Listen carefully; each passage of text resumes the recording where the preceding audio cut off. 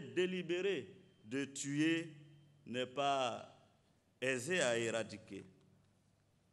Oui, chers collègues, les politiques publiques de lutte contre le terrorisme sont largement connues. Elles comportent plusieurs leviers. Le levier militaire pour dissuader l'adversaire ou l'affronter de manière ouverte.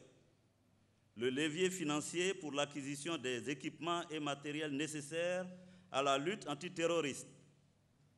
Le levier relatif à la maîtrise de l'information pour rendre les services de renseignement plus performants. Je veux ici, avec vous, saluer les réponses urgentes et appropriées apportées par le gouvernement sous la direction du président de la République aux défis lancés à notre pays par les groupes terroristes. La coopération avec les pays voisins a facilité la conduite des enquêtes ayant abouti à l'arrestation de quelques-uns des acteurs de la tragédie meurtrière de Grand Bassam. Mieux encore, l'enveloppe budgétaire de 80 milliards de francs CFA, récemment dégagée par le gouvernement pour accroître l'efficacité des structures de lutte contre le terrorisme, en moyens et en matériel, atteste d'une prise en compte du court, du moyen et du long terme dans la politique nationale de sécurité.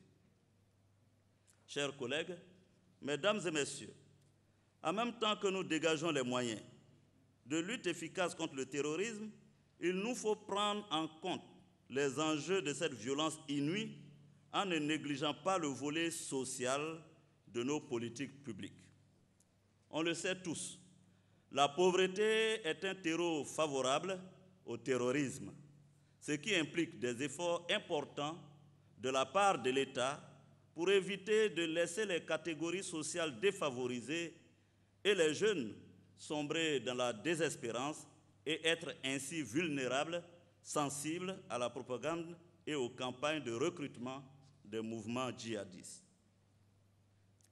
Mesdames et messieurs, distingués hôtes, après ce regard sur la question du terrorisme, je ne saurais passer sous silence les graves affrontements intercommunautaires survenus à Bouna le jeudi 24 mars dernier.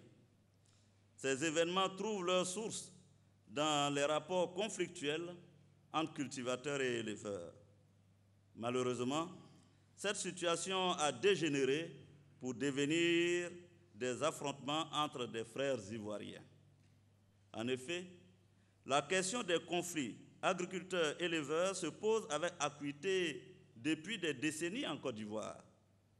La transhumance qui s'est muée en sédentarisation, la déforestation massive, les longues sécheresses répétitives avec leur lot de feux de brousse, la rareté des terres cultivables, le manque d'espace aménagé pour le bétail, le mauvais règlement des litiges fonciers et autres, sont autant de facteurs à l'origine de ces conflits et de leur récurrence. Je tiens à signaler que dès la survenue de ces tristes événements, une mission parlementaire conduite par le vice-président Oula Priva a apporté le soutien et la compassion de notre institution aux populations du Bunkani. Le Parlement se tient ainsi prêt à accompagner tous les efforts engagés par le président de la République et le gouvernement en vue de contribuer au retour de la cohésion dans cette région si chère de notre pays.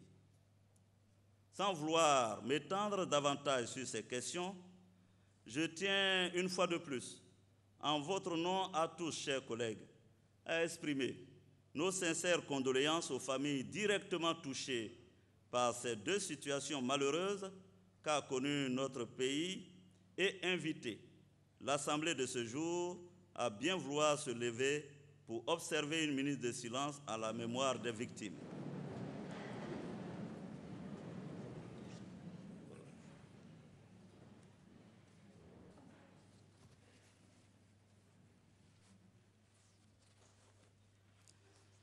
Merci.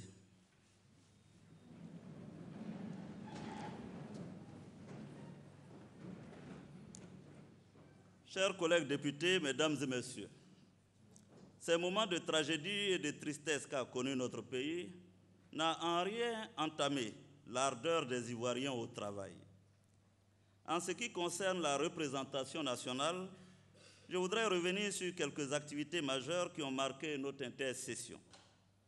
Notre institution a abrité, du 22 au 23 février 2016, un séminaire régional des parlements d'Afrique et portant sur la mise en œuvre de la résolution 1540 de l'Organisation des Nations Unies portant en lutte contre la prolifération des armes de destruction massive en lien avec la lutte contre le terrorisme. De même, dans le cadre du renforcement des capacités des membres de l'administration de notre institution, nous avons signé le 6 avril dernier à Rabat une convention spécifique d'application de l'accord cadre de collaboration entre l'Assemblée nationale de Côte d'Ivoire et l'Office de la formation professionnelle et de la promotion du travail du Maroc. La mise en œuvre de cette convention devrait à terme permettre à notre personnel d'appui d'accroître ses connaissances ainsi que son savoir-faire. Le volet de la diplomatie parlementaire a été marqué, quant à lui, comme à l'accoutumée, par d'importantes audiences accordées et des visites effectuées à l'extérieur du pays et celles dans notre pays de distinguées personnalités parlementaires. Vous me permettrez de n'évoquer ici que l'audience accordée le 19 février 2016 à Mme Elisabeth Guigou, députée de Saint-Denis et présidente de la Commission des Affaires étrangères de l'Assemblée nationale française, avec qui nous avons abordé avec enthousiasme plusieurs questions, notamment la nécessité de continuer à raffermir les liens existants entre nos deux institutions et la question de l'emploi des jeunes dans nos pays en voie de développement. Avec Mme Elisabeth Guigou, je signale au passage, nous avons convenu de tenir dans les mois à venir un séminaire relatif à cette importante problématique. Ensuite, nous avons participé du 3 au 4 mars 2016 à Libreville au Gabon à la 8e conférence des présidents d'assemblée et de sections de la région Afrique de l'Assemblée parlementaire de la francophonie. Toujours sur ces volets de la diplomatie parlementaire, il m'est agréable de rappeler la visite dans notre pays du 13 au 16 avril dernier du président du Comité national de la 12e conférence consultative politique du peuple chinois, son Excellence Yu Shenzhen.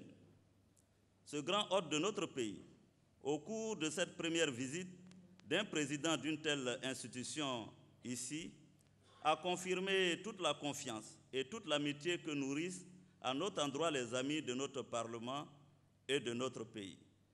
Du haut de cette tribune, je tiens à exprimer aux autorités diplomatiques de la République populaire de Chine notre reconnaissance pour avoir contribué au succès de cette visite. Pour clore ce volet de la diplomatie parlementaire, je voudrais vous indiquer que le dynamisme de nos représentants dans les organisations interparlementaires a permis à notre institution de remporter plusieurs postes électifs, assurant ainsi un meilleur positionnement de notre Parlement au sein de celle-ci. Ainsi, je veux saluer ici l'élection de Mme Kamara Aminata, épouse Tunkara, en qualité de deuxième vice-présidente du Parlement de la CEDEAO. L'élection de M. Touré Aboulaye au poste de président de la Commission des affaires politiques de l'Assemblée parlementaire paritaire ACP-UE. Et l'élection de M. Touré Souleymane au poste de vice-président de l'Union parlementaire de la Conférence islamique. Je leur adresse en votre nom à tous nos félicitations et leur souhaite plein succès dans leurs charges respectives. Chers collègues, je voudrais aborder à présent le thème de réflexion que je propose pour cette année parlementaire 2016 et qui porte sur la solidarité et les actions sociales. La solidarité, c'est le lien social d'engagement et d'entraide réciproque entre des personnes, entre des individus, d'un groupe ou d'une communauté. C'est la nécessité morale que nous ressentons d'assister une autre personne et réciproquement. La solidarité au sein d'un pays s'exprime en particulier envers les plus pauvres ou les groupes ou personnes vulnérables.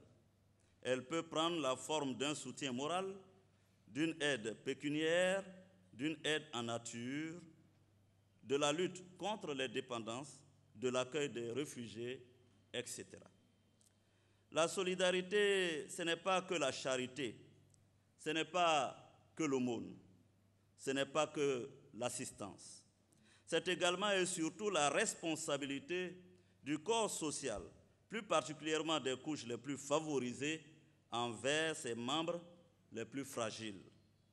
C'est un devoir de l'humanité envers l'humanité. La solidarité en tant que devoir est un fait avéré et aucun être humain ne peut survivre et se développer sans une assistance de tous les instants fournie par ses proches qui assurent naturellement une double mission de protection et de formation.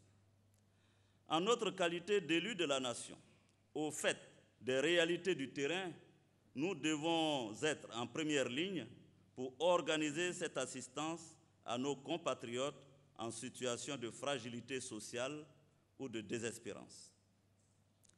Mesdames et messieurs, notre qualité d'élus du peuple et notre loyauté sans faille envers le chef de l'État et les institutions républicaines nous obligent à un devoir de vérité dans la sincérité et la déférence. C'est pourquoi nous ne pouvons feindre d'ignorer ces voix qui de plus en plus se font entendre et nous interpellent sur le coût de la vie et sur l'opportunité de certaines mesures que nos braves populations ne comprennent toujours pas. Hausse de la facture de l'électricité, taux récurrents dans nos universités, changement de la version actuelle du permis de conduire, non-application des textes imposant le plafonnement des cautions immobilières à verser aux bailleurs, etc.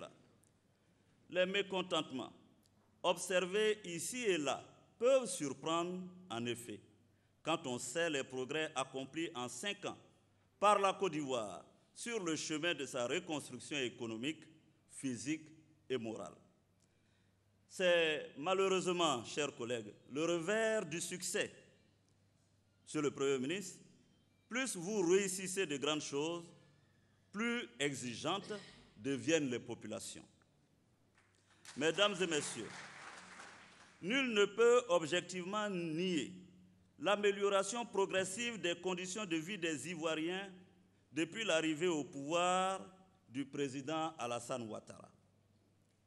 En un mandat de 5 ans, le président Ouattara a réussi à presque doubler la richesse nationale. Et depuis 2012, notre pays enregistre l'un des taux de croissance les plus élevés au monde, avec un taux de croissance moyen de 9% par an. Ces performances actuelles confirment notre pays dans son statut de leader de l'espace de l'Union économique et monétaire ouest-africain UEMOA. Et, conséquemment, l'une des destinations privilégiées des investisseurs. Mais en disant cela, j'admets aussi que les attentes restent toujours nombreuses. Nos populations réclament plus d'inclusivité, plus de solidarité. C'est sous ce prisme qu'il faut comprendre et percevoir les interpellations qui s'expriment sous diverses formes et par divers canaux, articles de presse, SMS, courriers électroniques, réseaux sociaux, débats dans les marchés et les grains, etc. Pour autant, je dois m'interroger, nous devons nous interroger si cette approche utilisée dans la présentation des revendications, fût-elle fondée et légitime, ne pose pas la question de la responsabilité et de l'identité des auteurs. En d'autres termes, avec qui le gouvernement doit-il discuter si les médias virtuels demeurent les canaux exclusifs d'expression de nos mécontentements? C'est en cela qu'il me semble important et urgent de tendre vers une meilleure organisation en encourageant les mouvements syndicaux et associatifs à porter avec courage et responsabilité les préoccupations sociales suivant les secteurs d'activité concernés. Ce n'est qu'à ce prix qu'un véritable dialogue social peut être instauré et diligemment conduit avec méthode et efficacité. D'ores et déjà, la représentation nationale voudrait dire ses admirations à Monsieur le Président de la République pour les mesures d'apaisement qu'il a prises, réponse vigoureuse et opportune, qui traduit clairement sa volonté de maintenir durablement la paix sociale. En effet, la série de mesures décidées par le gouvernement a été saluée par les populations et les députés, s'en réjouissent au plus haut point. Il s'agit notamment de la suspension de la mesure relative au dédouanement des effets personnels à l'aéroport, je parle sous le contrôle du Premier ministre, de la mise en liberté de tous les étudiants sans exception, même ceux qui s'étaient illustrés par un comportement particulièrement violent. Mieux, il a affecté une enveloppe budgétaire de 1,7 milliard pour le règlement d'un certain nombre de problèmes académiques soulevés par les étudiants. De la prorogation de la date de validité du permis de conduire jusqu'au 31 décembre 2016, de la réorganisation du guichet unique automobile pour redonner plus de célérité aux opérations de dédouanement. Ces dernières décisions du chef de l'État me permettent d'affirmer ici, avec certitude, que l'exécutif a une pleine conscience de la nécessité de dialoguer et d'apporter des solutions aux problèmes de nos populations. Il appartient désormais à la population de mieux s'organiser par des canaux légaux, officiels et disciplinés pour se faire entendre, comprendre et certainement convaincre. Mesdames et messieurs, vous me demandez pourquoi la représentation nationale est particulièrement concernée par la question des actions sociales.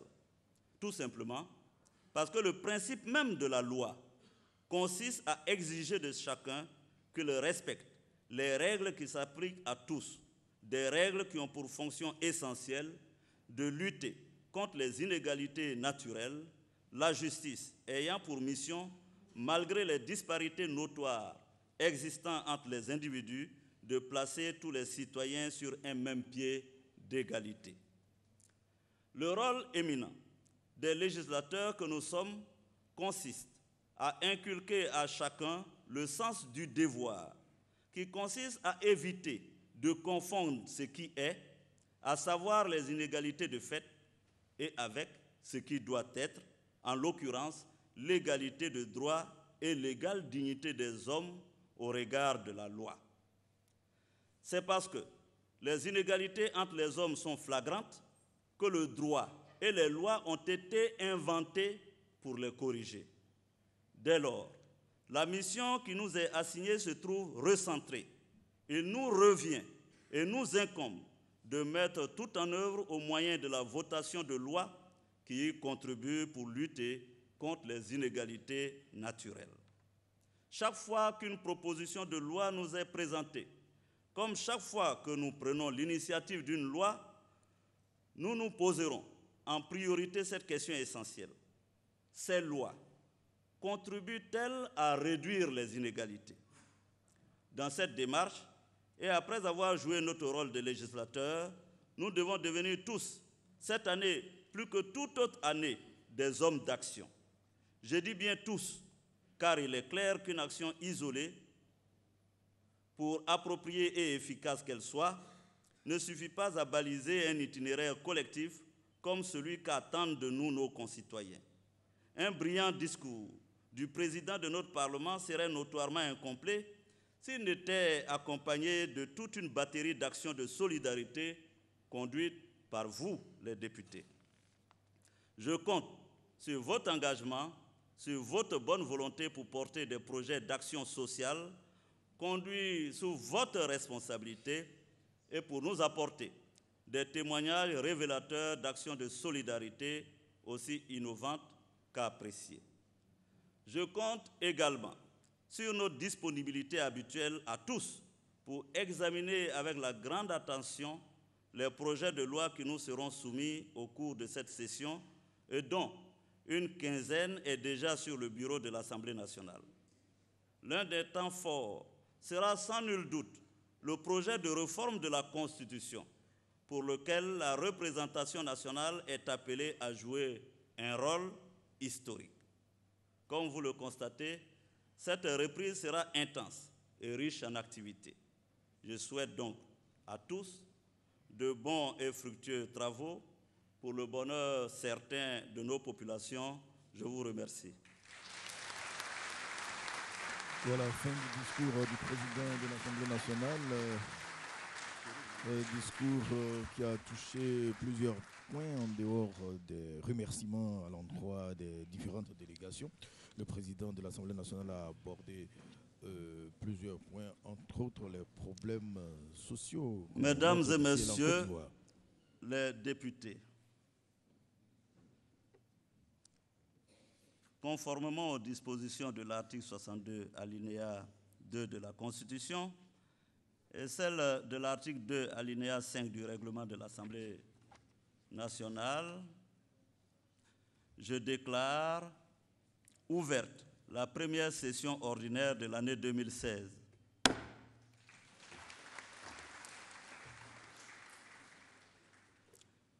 Mesdames et messieurs les députés, à l'entame de notre séance, je vous avais annoncé que la délégation du Parlement de la CEDEAO était à nos côtés pour cette rentrée solennelle. Avec votre accord, je voudrais inviter l'honorable Moustapha Cissé Lo, président du dit Parlement, à venir à la tribune pour livrer son message. Voilà, une fois de plus, le président de l'Assemblée nationale de Côte d'Ivoire va permettre à son invité de prendre la parole. Marius Ngri. Oui, c'est traditionnel maintenant. Le président, après avoir livré son message, laisse la possibilité à l'Afrique de l'Ouest de parler au peuple ivoirien. Et je crois que c'est une histoire qui nous concerne. Nous formons l'histoire de la Côte d'Ivoire avec l'histoire des peuples africains. Et le président Soro voudrait bien que l'histoire de la Côte d'Ivoire se confonde avec l'histoire... Son Excellence, Monsieur Guillaume Kigbari Foros, président de l'Assemblée nationale de Côte d'Ivoire.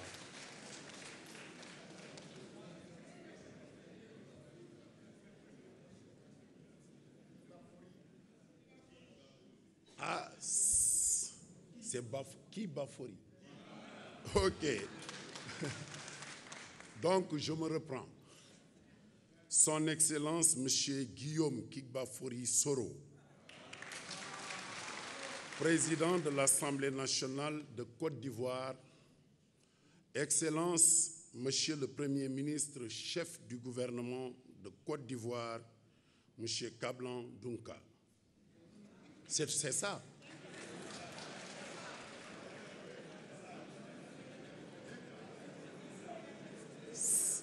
C'est ça, Dunka. Monsieur le ministre d'État, Excellences, Messieurs les présidents et représentants des parlements amis de l'Assemblée nationale de Côte d'Ivoire, Excellences, Mesdames, Messieurs les membres du gouvernement, Mesdames, Messieurs les chefs des institutions de la République de Côte d'Ivoire, honorables membres du Parlement de la CEDEAO et de l'Assemblée nationale de Côte d'Ivoire, Messieurs les chefs coutumiers et chefs traditionnels, Mesdames et Messieurs, chers invités, en vos rangs et qualités. Il m'est choix aujourd'hui l'honneur de prendre part pour la première fois depuis mon élection à la tête du Parlement de la CEDEAO à une session ordinaire de l'Assemblée nationale de Côte d'Ivoire. À cet instant solennel et historique, je voudrais, par ma voix et au nom de la délégation qui m'accompagne, vous transmettre les remerciements chaleureux, fraternels et sincères du Parlement de la CEDEAO pour cette invitation. Au demeurant, il m'est agréable de soutenir que notre présence ici traduit à suffisance l'attachement et la reconnaissance dont font preuve votre prestigieuse institution et le peuple ivoirien à l'endroit du Parlement de la CEDEAO et aux idéaux d'intégration régionale qu'il incarne. Bien évidemment, il ne pouvait en être autrement s'agissant de la Côte d'Ivoire qui, depuis son indépendance, est toujours restée une terre de grande hospitalité, si l'on s'en tient au nombre très important de citoyens ouest-africains qui vivent et travaillent dans la paix, la concorde et le bonheur le plus absolu. C'est donc en leur nom que je tiens à vous réitérer toute notre gratitude, tout en réservant une mention spéciale à son Excellence le Président Alassane Dramane Ouattara et à son gouvernement qui ne ménage aucun effort pour que la Côte d'Ivoire demeure un exemple où chaque citoyen de la communauté se sent chez lui. Excellence, Monsieur le Président, Monsieur le Premier ministre, vous retournant l'ascenseur pour cette marque de volonté de vie commune et d'estime entre les différents peuples qui composent sa communauté, le Parlement de la CEDEAO a voulu répondre présent à travers cette délégation d'une importance exceptionnelle en nombre et en qualité des personnalités qui la composent. Comme vous avez pu le constater, le bureau, la conférence des bureaux, les députés et le personnel administratif sont fortement représentés. Qu'il me soit permis de souligner que la force des événements douloureux que vous avez vécus récemment a déterminé le choix de la mission de notre Parlement. Cette mission est donc avant tout porteuse d'un message de solidarité à l'endroit du gouvernement et du peuple ivoirien qui viennent d'être durement éprouvés par les lâches attentats perpétrés à Grand-Bassam le 13 mars 2016. M'inclinant avec déférence devant la mémoire des victimes, je présente au nom du Parlement de la CEDEAO mes condoléances les plus attristées aux familles endeuillées, au gouvernement et aux peuples ivoiriens. Je vous prie, comme l'a fait mon collègue Guillaume Soro, d'observer 1 minute de silence et de prière en la mémoire des disparus.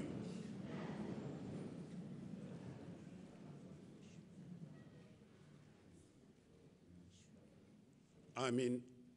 Merci, chers collègues. Excellence, Monsieur le Président, nos États tardent à s'impliquer comme il se doit.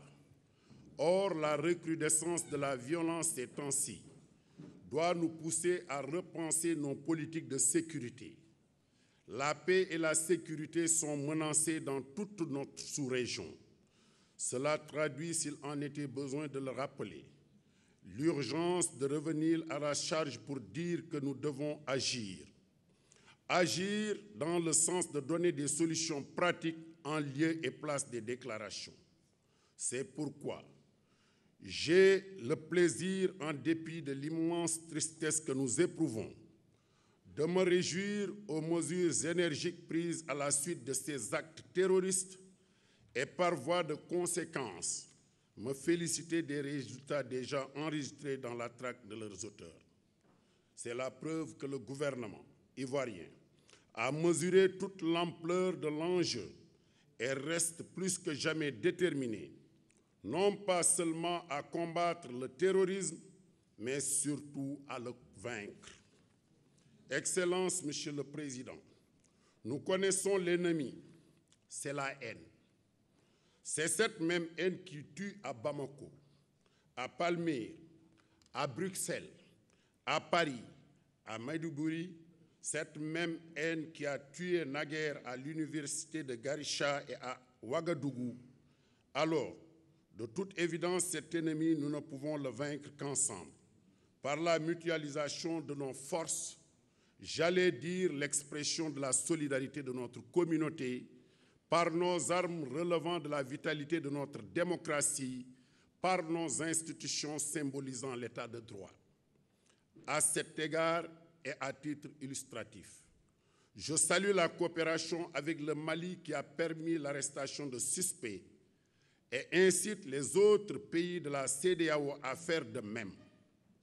Autrement dit, l'exemple de la coopération entre le Nigeria, le Cameroun, le Niger et le Tchad, qui a permis d'ailleurs de réduire de manière substantielle la capacité de nuisance de Boko Haram, nous encourage à persévérer dans cette voie.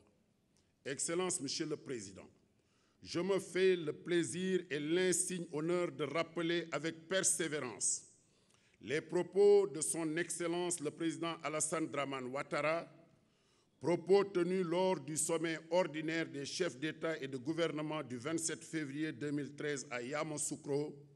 Je cite, « Le conflit au Mali nous enseigne l'urgence de bâtir une politique commune de défense fondée sur la mutualisation de nos ressources et sur l'exacte appréciation de l'évolution et de la mutation des menaces auxquelles nos États seront confrontés. C'est seul à ce prix que se poursuivra la construction de notre union. C'est à ce prix que nos peuples vivront dans la paix. » Fin de citation. Excellence, Monsieur le Président, Mesdames, Messieurs, comme vous avez certainement pu le percevoir, ces propos, j'allais dire prophétiques, se passent de commentaires en ce qu'ils matérialisent à suffisance la pertinence de l'analyse et la clarté de la vision de son auteur. Je veux nommer son Excellence le Président Alassane Dramane Ouattara, alors président en exercice de la CEDEAO. C'est d'ailleurs le lieu de saluer les avancées remarquables enregistrées durant ces deux années de présidence et qui ont vu la CEDEAO gérer avec succès les crises politiques et sécuritaires survenues au Mali et en Guinée-Bissau en dépit de leur complexité géopolitique et géostratégique. Excellence, Monsieur le Président, s'il est à considérer ce qui précède, nous devons sans ambages nous inscrire dans une nouvelle dynamique qui sera celle de l'unité, de la solidarité et de la politique commune à tous les égards. Donc une rupture s'impose autant que fait se peut pour adopter nos institutions au rythme de nos besoins.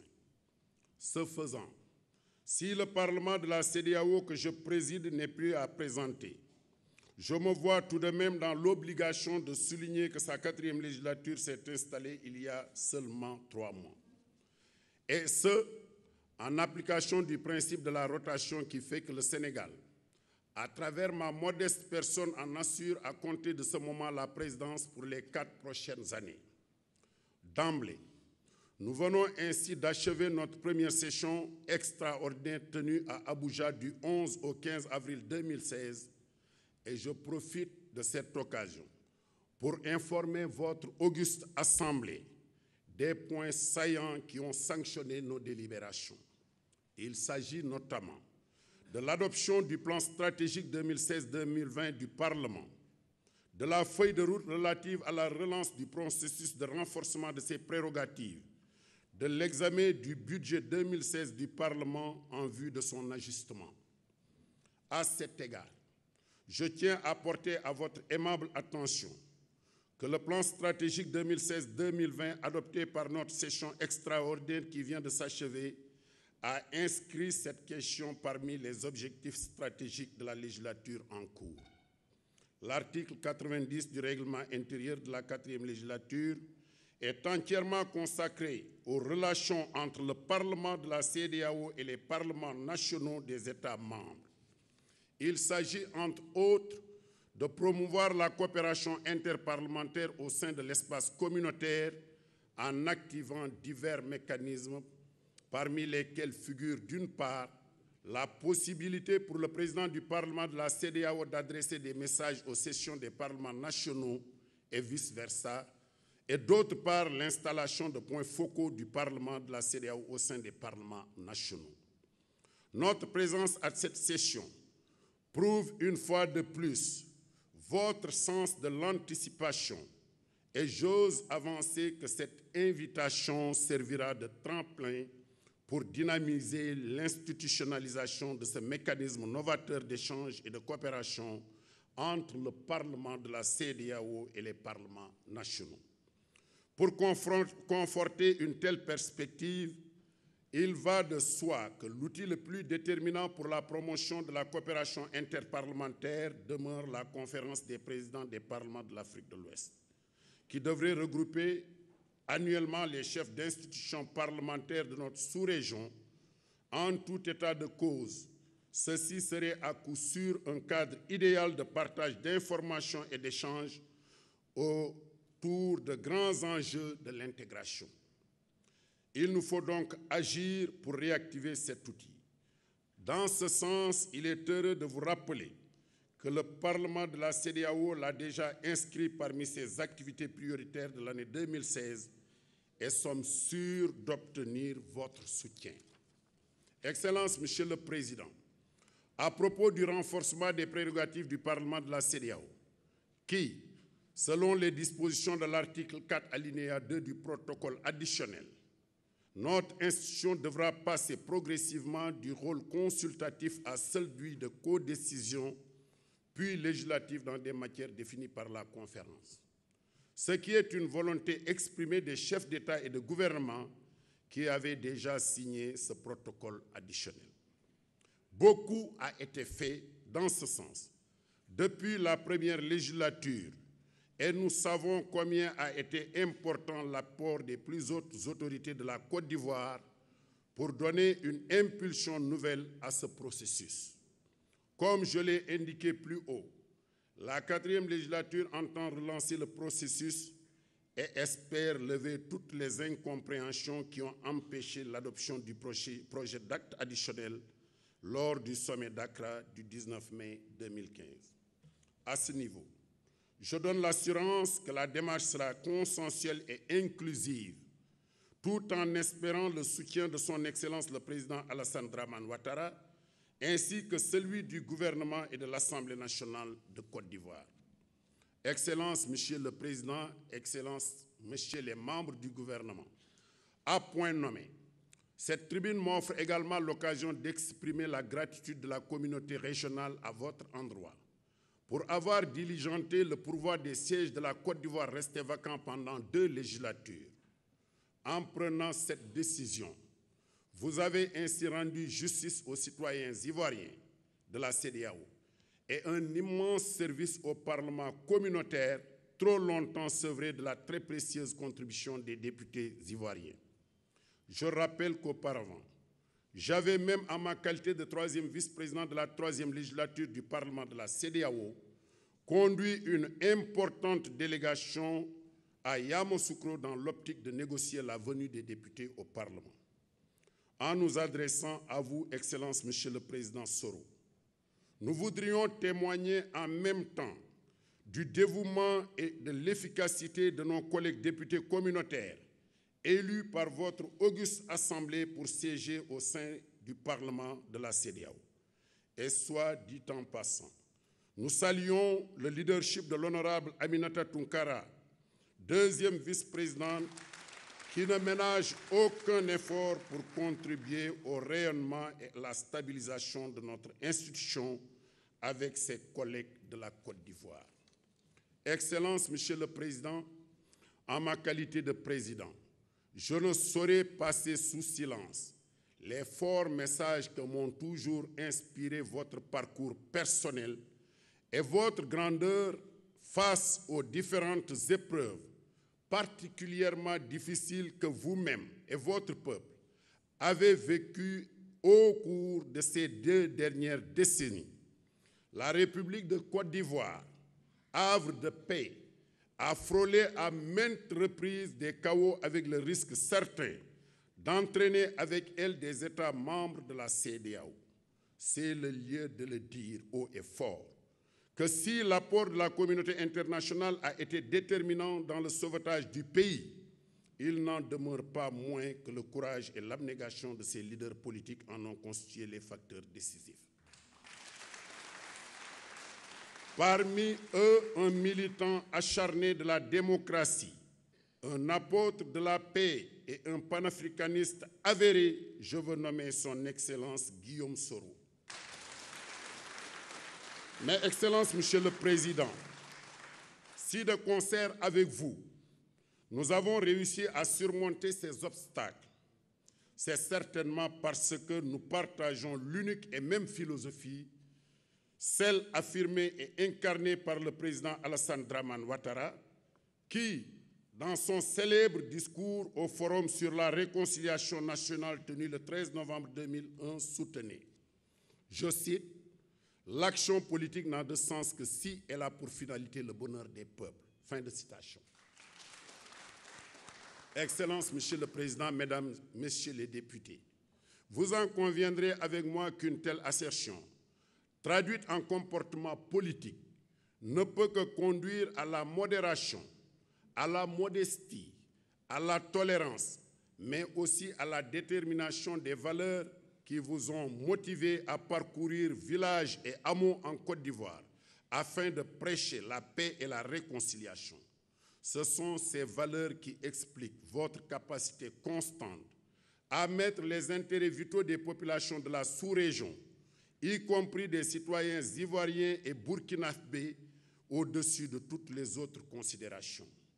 Excellence, Monsieur le Président, c'est sur cette marque d'admiration et d'invitation à la persévérance que je voudrais conclure mes propos en vous invitant à venir faire une communication lors d'une de nos sessions ordinaires du Parlement de la CEDEAO. Nous fixerons en commun un accord pour trouver une date. Somme toute, Excellence, il ne saurait être question à ce niveau de tribune de finir mon allocution sans vous faire part des encouragements et du soutien de son Excellence le Président Macky Sall, Président de la République du Sénégal, président en exercice de la CEDEAO, pour toutes les actions que la Côte d'Ivoire mène pour l'intégration et l'union des peuples de la communauté. Vive la CEDEAO pour que vivent nos peuples en paix et en sécurité. Vive la Côte d'Ivoire, vive le Sénégal. Je vous remercie. Thank you. Obrigado. Voilà, fin de l'allocution du président de l'Assemblée parlementaire de la CEDEAO. M. Moustapha Cissé Lo vient d'achever son allocution. C'était l'invité principal du président de l'Assemblée nationale, Guillaume Soro. Voilà, il va recevoir les félicitations du président Guillaume Soro. Vous étiez en train de confirmer que c'était un cachet spécial pour cette solennité. Absolument, absolument. Et le discours lui-même en dit long sur le caractère spécial de l'invité. C'est l'invité spécial du président de l'Assemblée. À l'honorable Moustapha Cissé Lo, président du Parlement de la CEDEAO, pour ce grand message qui traduit la communauté de destin des peuples de notre espace communautaire et qui nous exhorte à œuvrer pour la paix et le développement de nos États. Mesdames et Messieurs, j'appelle le secrétaire de séance pour une information. Excellence, Monsieur le Président, honorables députés, chers invités, nous sommes là juste pour vous prier de noter la présence dans cet hémicycle des personnalités suivantes. Monsieur Aïdara Daouda, président de l'Académie des sciences, des arts et des cultures africaines et des diasporas, président de l'ASCAD. Merci, Monsieur le Président. Et nous avons également dans cet hémicycle Monsieur Hermite Francis, maire de Seine-les-Alpes. Voilà, Monsieur Hermite Francis est maire de Seine-les-Alpes dans le département des Alpes de Haute-Provence en France. Merci, Monsieur le maire. Merci, Excellence, Monsieur le Président. Merci. Mesdames et Messieurs les députés, chers collègues, avant de clore la séance, je voudrais vous informer que la séance d'adoption du calendrier des travaux parlementaires de cette première session ordinaire, initialement prévue le vendredi 29 avril 2016 à 10h, est reportée au mardi 3 mai 2016 à 10h. Je voudrais également vous informer que notre Assemblée abritera du 4 au 5 mai 2016 la 14e conférence parlementaire afro-arabe qui se réunira pour traiter de la question du développement des échanges entre les pays arabes et africains en vue de promouvoir la paix et le développement durable. Je vous exhorte particulièrement, mesdames et messieurs les députés, à réserver un bon accueil aux délégations qui seront présentes et à participer effectivement et massivement aux travaux de cette conférence parlementaire. J'indique du reste que nous attendons autour de 150 participants, dont 10 présidents d'Assemblée nationale. Mesdames et messieurs les députés, chers invités, mesdames et messieurs, nous venons, comme vous le voyez, d'épuiser l'ordre du jour de la présente séance. Je souhaite plein succès à nos travaux et je vous invite à la salle des fêtes pour partager un rafraîchissement. Merci à toutes et à tous. La séance est levée. Nous allons clore ce reportage et quelques commentaires sur l'allocution du président de l'Assemblée nationale et celle du président de l'Assemblée parlementaire de la CEDEAO.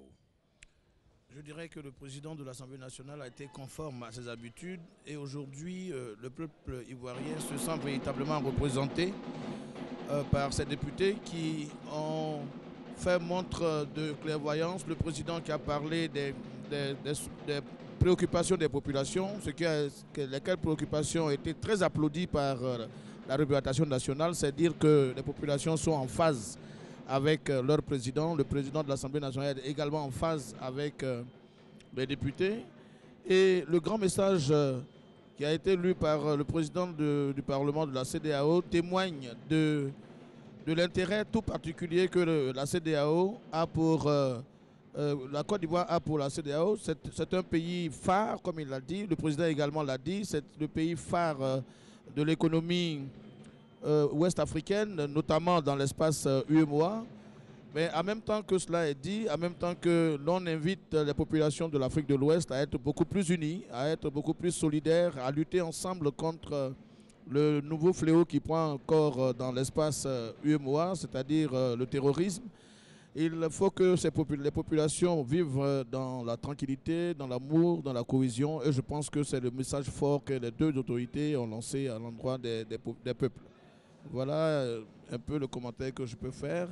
Et le président a beaucoup insisté parce que les députés tendent vers la fin de leur mandat. Il les a invités à mieux faire, toujours bien faire. Et pour cela, il leur a posé la question que le président Félix Houphouët-Boigny aimait poser. Ai-je bien fait ce que je dois? Et je pense que c'est un message fort que les députés doivent prendre à leur compte.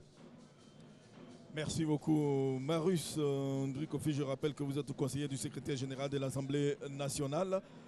Nous sommes donc à la fin de cette retransmission. Pendant 3 mois, nos parlementaires vont siéger pour examiner les projets et propositions de loi, mais aussi les propositions de résolution pour la bonne marche du pays. Nos remerciements aux équipes de retransmission technique, de production et de diffusion. Respectivement, les directeurs Koulibaly Sédou, Dala Devagaté et Kone Sirik ici sous la supervision du directeur de l'information Touaré Abou. À la réalisation Keita Aboubakar Sidikia Elias Warifache, Victorien Ngwa, au palais de l'Assemblée nationale à Abidjan Plateau pour RTI 1.